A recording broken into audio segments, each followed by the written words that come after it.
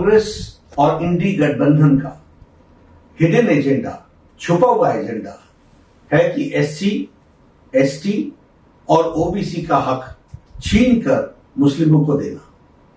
कांग्रेस कहती है कि देश के संसाधनों पर पहला हक मुसलमानों का है, जबकि प्रधानमंत्री श्री नरेंद्र मोदी जी कहते हैं कि देश के संसाधनों पर पहला हक गरीबों का है। दिसंबर 2006 को नेशनल डेवलपमेंट काउंसिल को संबोधित करते हुए प्रधानमंत्री मनमोहन सिंह ने कहा था, और मैं याद दिलाना चाहता हूं कि we will have to devise innovative plans to ensure that minorities, particularly the Muslim minority, are empowered to share equitably in the fruits of development. They must have the first claim on resources. Manmohan Singh ji ने यह बयान गलती से नहीं दिया था, बल्कि जानबूझकर दिया था, क्योंकि अप्रैल 2009 में फिर से मनमोहन सिंह ने मुंबई में प्रेस कॉन्फ्रेंस के दौरान एक प्रश्न के जवाब देते हुए फिर अपने बयान को सही ठहराया और कहा कि माइनॉरिटीज का, खासकर मुस्लिमों को प्रायोरिटी मिलनी चाहिए और उनको संसाधनों, देश के संसाधनों पर पहला हक होना चाहिए। सच्चर कमेटी की रिपोर्ट के माध्यम से गलत बयानी की गई और मुसलमानों की हालत दलितों से भी खराब है, यह कहा गया। मतलब यह है कि कांग्रेस पहले से ही आधार बना रही थी कि येन केन प्रकारेण मुस्लिम को एससी, अनुसूचित जाति घोषित कर मुसलमानों को एससी आरक्षण की वैधता दिला दी जाए।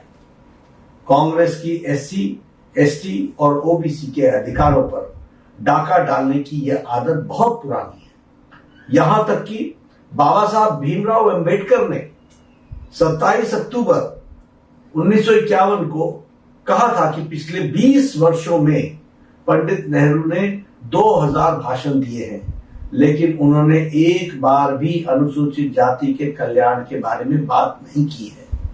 इससे आप अंदाजा लगा सकते हैं कि कांग्रेस पार्टी को हमारे लोगों के प्रति कितनी सहानुभूति है। पंडित नेहरू हमेशा मुसलमानों के पक्ष में रहते हैं। मैं नहीं चाहता कि मुसलमानों की उपेक्षा हो, कदापि हम नहीं चाहते कि मुसलमानों की अपेक्षा हो, लेकिन मैं यह जरूर चाहता हूं कि मुसलमानों को अन्य समुदायों की कीमत पर अनुचित लाभ नहीं उठाना चाहिए। जिन्हें अधिक सुरक्षा की आवश्यकता है उन्हें ही लाभ मिलना चाहिए।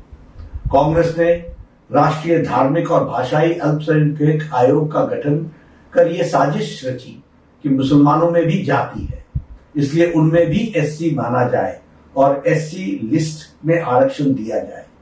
कोई एससी अगर धर्म बदलकर मुसलमान बनता है तो उसका एससी दर्जा बना रहे।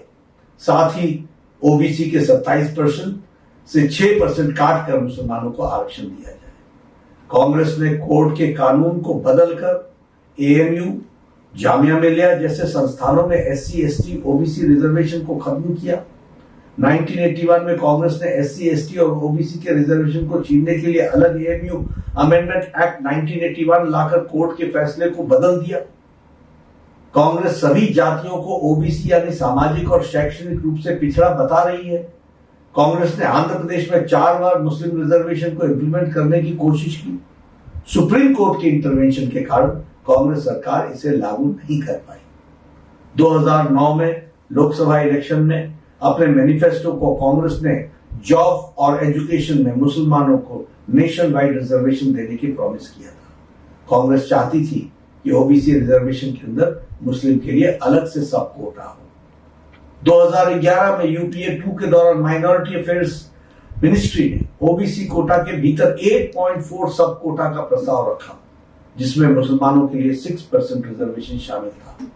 2014 में लोकसभा इलेक्शन मैनिफेस्टो में भी कांग्रेस ने इस तरह की बातें की थी। इस बार भी कांग्रेस अपने मैनिफेस्टो में इसी तरह की बातें कर रही है।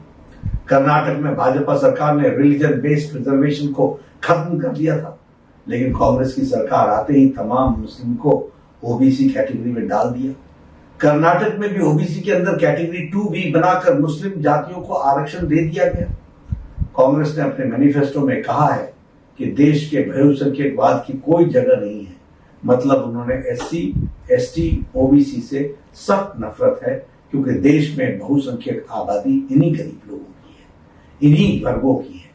ये कांग्रेस का मैनिफेस्टो है और ये कांग्रेस का इंटेंशन है।